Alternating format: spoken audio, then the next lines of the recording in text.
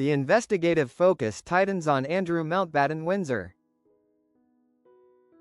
New claims suggest a cynical abuse of taxpayer-funded police protection, as detectives search for evidence that the former prince ordered a police bodyguard to conduct unauthorized, clandestine digging on sex trafficking victim Virginia Giuffre. This revelation paints a portrait of a powerful figure resorting to desperate measures to control a devastating narrative. The Met are probing claims that the former prince asked a police bodyguard to uncover private details about sex trafficking victim Virginia Giuffre in a bid to discredit her.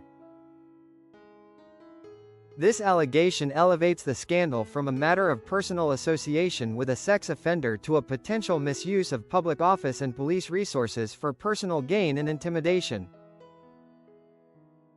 Detectives are searching for notebooks, emails, and phone records from Andrew Mountbatten Windsor's personal protection officers. The core of the investigation lies in these tangible records, which hold the key to confirming the former prince's desperate strategy to undermine his accuser. He is also facing pressure to appear before a U.S. Congress committee investigating Jeffrey Epstein's crimes.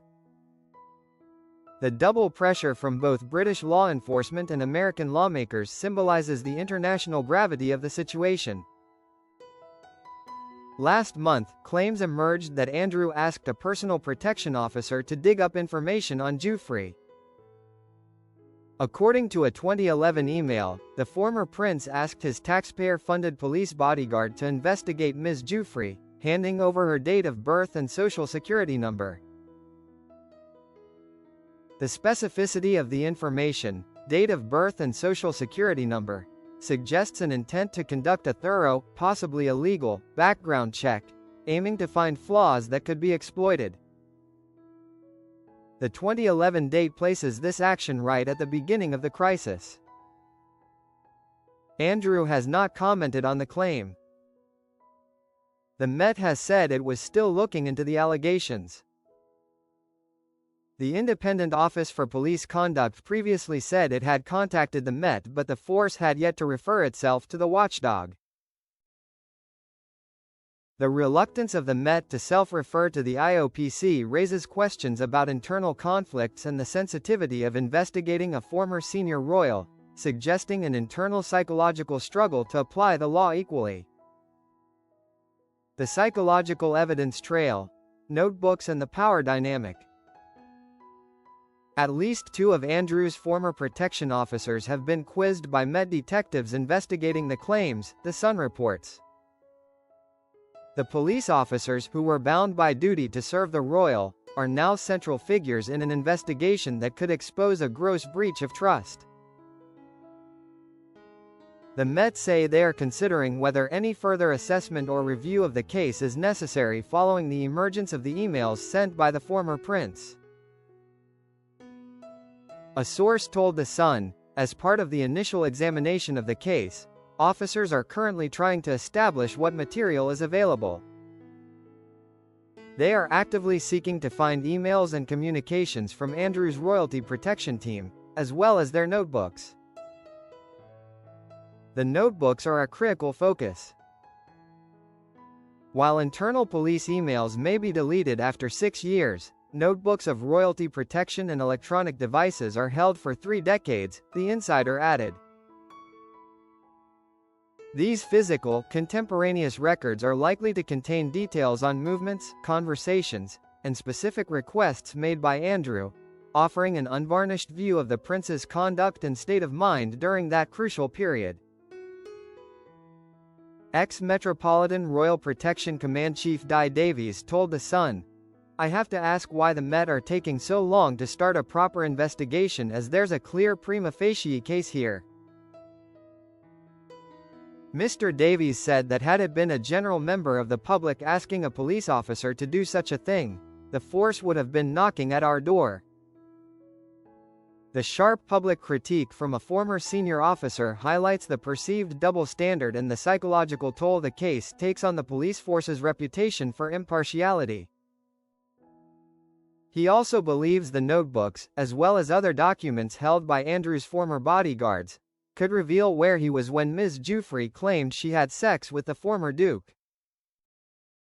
The records could either corroborate or disprove Andrew's long-standing alibis, making them crucial pieces of psychological and physical evidence. The email trail, desperation and denial.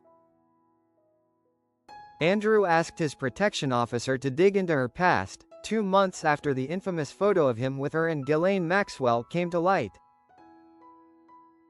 The timing confirms that the investigation was a direct, desperate attempt to manage the scandal triggered by the photograph. In a message to Ed Perkins, Queen Elizabeth's deputy press secretary, he wrote, "It would also seem she has a criminal record in the States.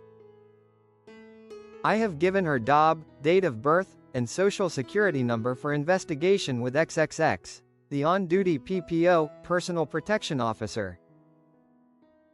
This email is the smoking gun, detailing the attempt to outsource the discrediting of a victim to a public servant. The pattern of deceit extends to his relationship with Epstein. It came as correspondence from Andrew to Epstein emerged, with the former Duke telling the convicted sex offender, "We are in this together," a day after the infamous picture of the royal with his alleged then-teenage sex victim Ms. Giuffre was released. This language suggests a shared psychological crisis and a mutual commitment to weather the scandal. Andrew said he was concerned about the impact the image would have on his friend but reassured the billionaire they would rise above press scrutiny. The email was sent to Epstein 12 weeks after Andrew had claimed to have ceased all contact with him. The correspondence directly contradicts his public statements, including his infamous BBC interview, exposing a pattern of strategic denial and dishonesty. It proves the prince lied in his car crash interview with BBC's Newsnight when he claimed he never had any contact with the disgraced financier after the pair were pictured walking together in New York's Central Park in December 2010. The investigation into the posthumous memoirs of Ms. Giuffre, who took her own life in April aged 41, adds a tragic layer of gravity. In the memoirs published in October, she detailed being trafficked at age 17 and also accused Andrew of being entitled, as if he believed having sex with me was his birthright. She also described 3 occasions when alleged Andrew had sex with her. The Met's scrutiny of her final testimony ensures that the victim's voice remains central to the probe, even in death. Andrew has repeatedly denied her claims.